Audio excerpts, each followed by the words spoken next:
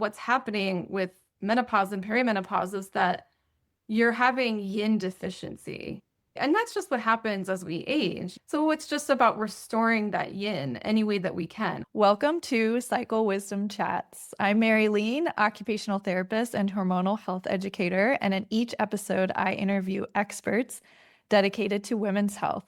Today's topic is herbal support for perimenopause, and our guest on the show is Alyssa Dennis, clinical herbalist, artist, and owner of Eclipta Herbal. Welcome, Alyssa. Thanks so much for being here. Thank you so much for having me.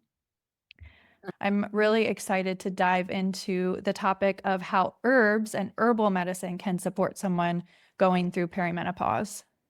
Basically, what happens is that your ovaries are producing all these hormones, the progesterone, the estrogens. Now that they are not doing that, your adrenals are going to try and compensate.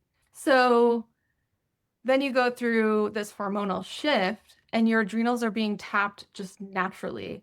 A lot of times the symptoms come out of that loss of the body being able to make those hormones. There are studies now that have tested the blood of people actively having hot flashes. The blood is not reading like the lack of estrogen or any kind of erraticness with the hormones. It's really a norepinephrine surge. There's like the stress response coming from the adrenals. Can you define neuroepinephrine? So this is what kind of pumps out when you have a stress response. It creates a whole cascade of dysregulation. There are herbs that can help regulate and modulate the hormonal cascade, but even before you do any of that, supporting the nervous system is number one. And there are so many helpful herbs that support the nervous system, not just in helping calm the nerves, like lemon balm and milky oats, California poppy, all of these herbs that are kind of your nervous system calming herbs and sleep aids and things like that. But you could also work with adaptogenic herbs. So just working with your adaptive stress response, they kind of help modulate that whole system. That's kind of where I start with people is like, what is your nervous system? Like, what's the state of your nervous system?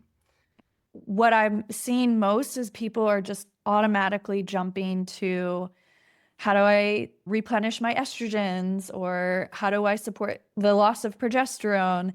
And the root of it is now we're relying on the adrenals. So how can we really, it sounds like from your perspective, really nourish the adrenals and nourish that stress response? Absolutely. Because you really want to support the body to go through a natural transition.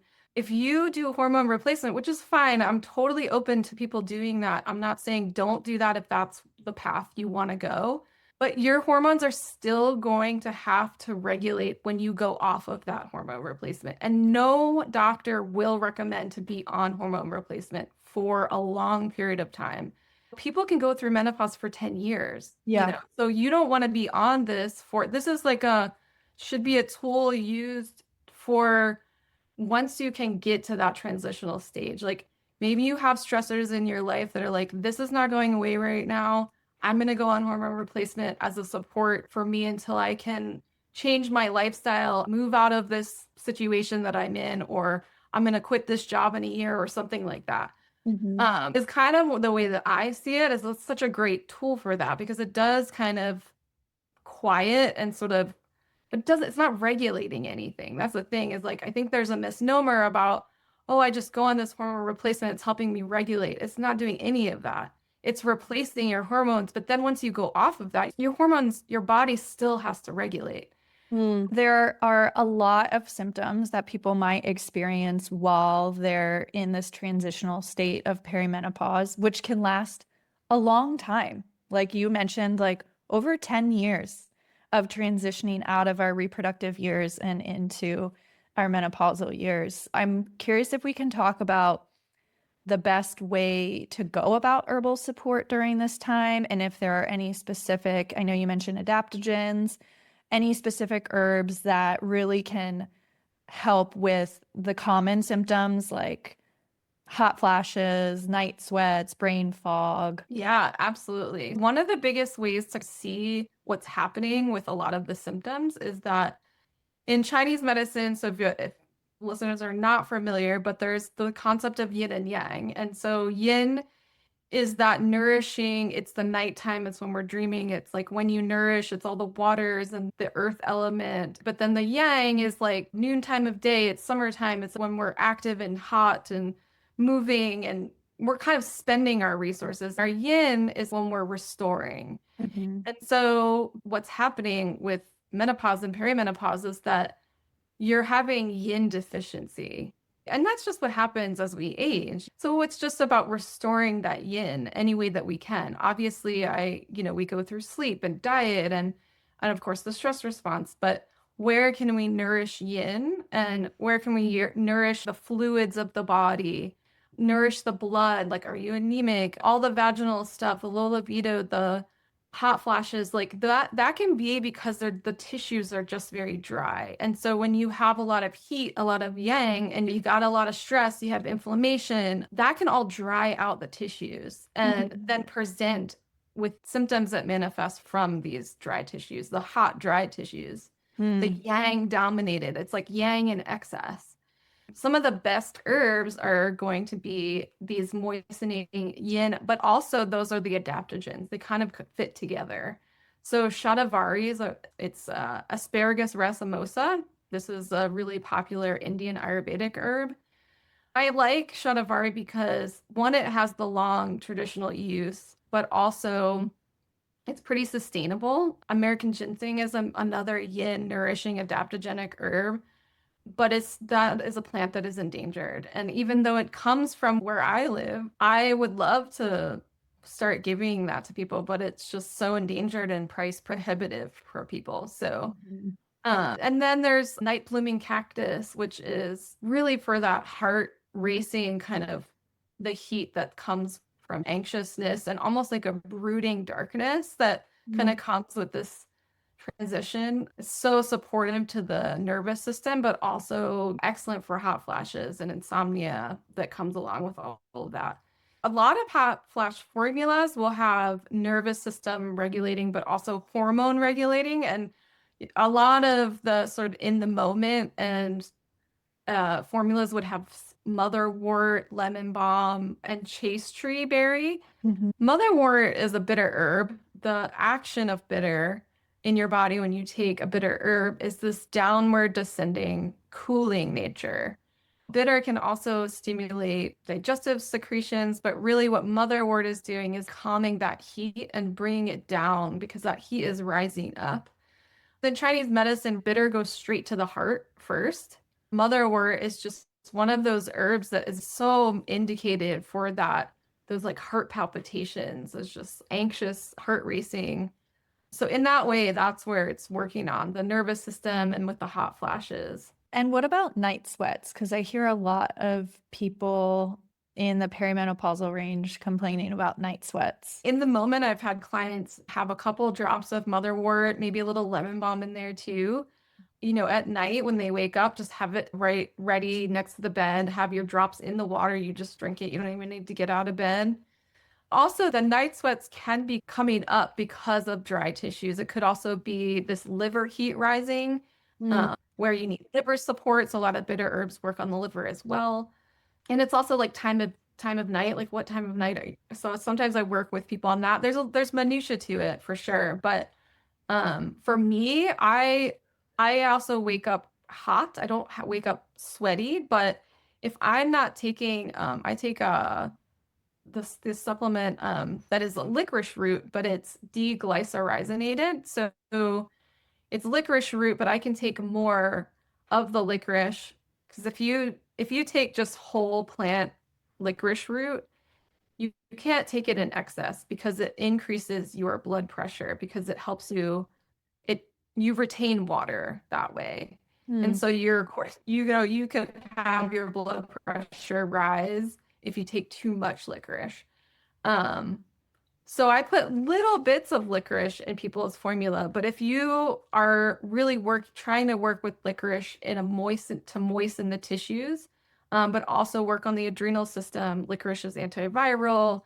Even if you have some kind of acid reflux or heartburn or anything, you can take these little tablets of DGL, is what they call it, deglycyrrhizinated licorice root.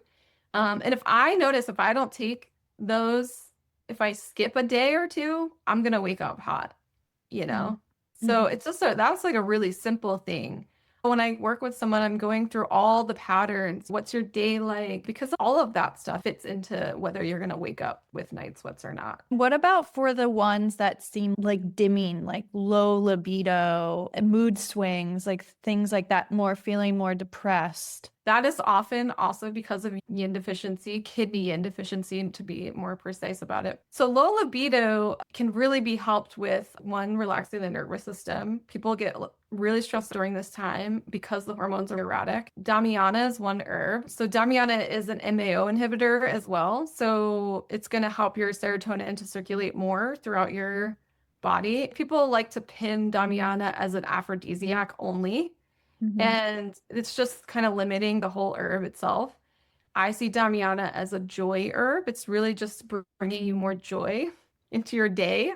Mhm. And I mean, you can drink Damiana at night before you're like, well, I just want to feel a little bit more down there. So that's a really excellent herb. Maca root, also a really endangered root and really just an herb that I want to respect. This is an herb that comes from the high altitude of Peru only and doesn't you can't cultivate this plant.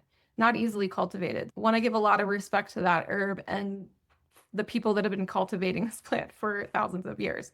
But this is also a really great herb for that, specifically, like increasing the libido. And maca root is also one of those adaptogenic herbs. It's a root, it's a tuber that grows in this really extreme environment. So this is a plant that's going to evolve to have these adaptive stressors, basically. And then we're ingesting that, and that's just like so amazing that plants can do that. But those are just two herbs. You can combine them together. They're delicious. Mhm. But also really with libido, like really working on nervous system is like number one.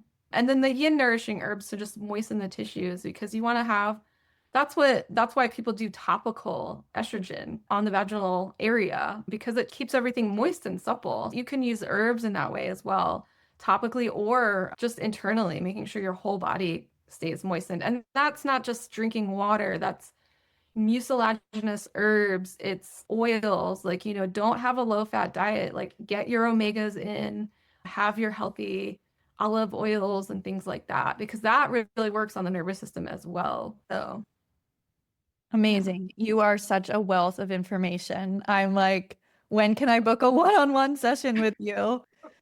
If you've been getting value from this video, please hit the like button, subscribe, and share a comment about any aha moments you're having from this episode.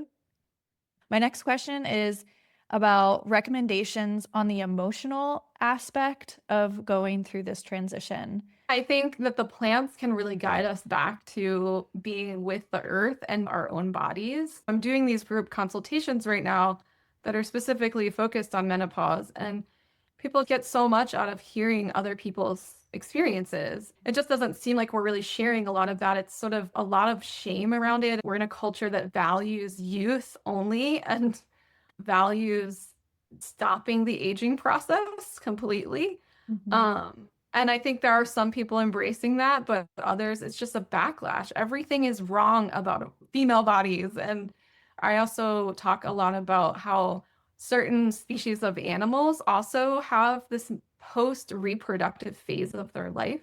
Like orca whales, the females, they live 20 to 30 years longer than the males because they are actually helping support the other whales in the community. They're helping bring in other whales into the sea and helping them foster their lives. So I think looking to nature in those ways as well. I also help people really digest this as a cycle. Like where are you on this cycle of the wheel, the wheel of our lives, of all of life? We're in the middle time of our lives. And Mm. so now we're just in this very reflective stage of life. We're looking back at this whole half of the wheel and sort of saying, what has happened? What have I done? And I think that can be really, there's a lot of grief in that. There's a lot of things that come up.